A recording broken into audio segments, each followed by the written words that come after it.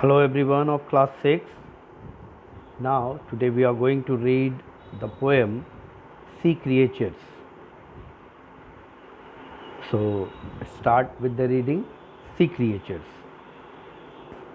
Come along, come with me, take a dive in the deep blue sea. आओ मेरे साथ आओ, हम गहरे नीले समुद्र में एक गोता लगाते हैं. Put on your gear, let's explore all the way to the ocean shore. अपने तैराकी की पोशाक पहन लो और चलो समुद्र के सतह तक गोता लगाकर देखें क्या क्या हैं. एक्सप्लोर करें मतलब खोज करें क्या क्या हैं. See that snail wrapped in curls, look an oyster wearing pearls. तो देखिए स्नेल कहते हैं घोंघे को, तो ये लिपटा पड़ा है. Look an oyster wearing pearls, एक ऑयस्टर ने मोतियों की माला पहन रखी है. Watch an octopus, oh so dark, एक ऑक्टोपस को देखिए कितना गहरा रंग है.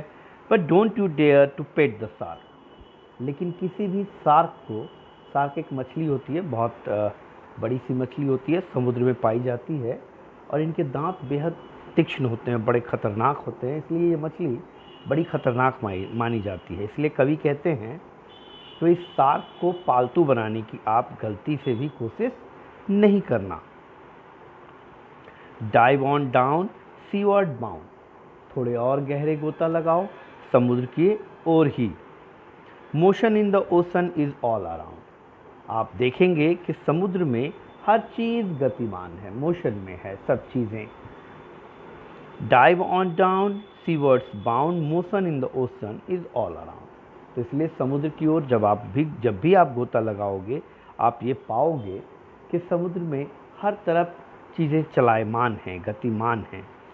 Now we are very far below, अब हम बहुत जल के बहुत अंदर आ गए हैं. द लालटेन फिश आर ऑल अग्लो, समुद्र में बहुत गहराई में एक मछली पाई जाती है जो जलती है, जो प्रकाशमान रहती है, तो इसे यहाँ पर लालटेन फिश कहा गया है. तो अब हम इतने गहरे आ गए हैं कि अब हमें वो लालटेन फिश जो है वो चमकने वाली मछली भी दिखने लगी है. Is that a tiny shock you feel, you just met an electric eel. और यहाँ पर कवि कहते हैं कि क्या आपने हल्का सा झटका महसूस किया? अगर आपने महसूस किया है तो यह एक इलेक्ट्रिक ईल है. यह भी एक प्रकार की मछली होती है और ये समुद्र में बहुत गहराइयों में पाई जाती है. इसकी विशेषता ये होती है कि इसकी सुरक्षा के लिए इसके शरीर में विद्युत तरंगें प्रवाहित होती हैं, जिनसे अपने आसपास आने वाले अपने शत्रुओं को ये बिजली का झटका देती है, जिससे कि अपनी ये प्राण रक्षा करती है. तो इसलिए कवि कहते हैं कि अगर आपने ये बिजली का झटका महसूस किया तो आप अभी अभी एक इलेक्ट्रिक ईल से मिले हैं. Giant blue whales start to steer, blue whale समुद्र की सबसे बड़ी मछली होती है, सबसे बड़ा आकार होता है इनका. तो कहते हैं कि विशाल ब्लू वेल अब आगे बढ़ने लगी है. बिगर दैन डायनासोर्स एवरवेयर, इतने बड़े कि शायद कोई भी डायनासोर इतना बड़ा नहीं रहा होगा. Wave goodbye to the squid and sponge, this is the end of our deep sea plunge. तो अब कवि कहते हैं कि अब अलविदा कहने का समय आ गया, हमें अलविदा कहना होगा.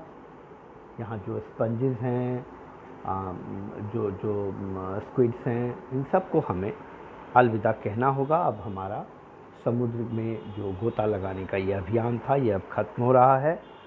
Dive on down seawards bound, motion in the ocean is all around. इसलिए जब भी समुद्र में गहराई में गोते लगाओगे तुम ये पाओगे कि इसके अंदर गति हर ओर है, हर जगह है. इसलिए गति में ही रहना चाहिए, रुकना नहीं चाहिए. यहाँ आकर आपकी ये पोएम ख़त्म होती है. आपका वर्क ये है कि आप इस पोएम को याद भी करेंगे, साथ साथ में इसे पढ़ने की भी प्रैक्टिस करेंगे. Thank you.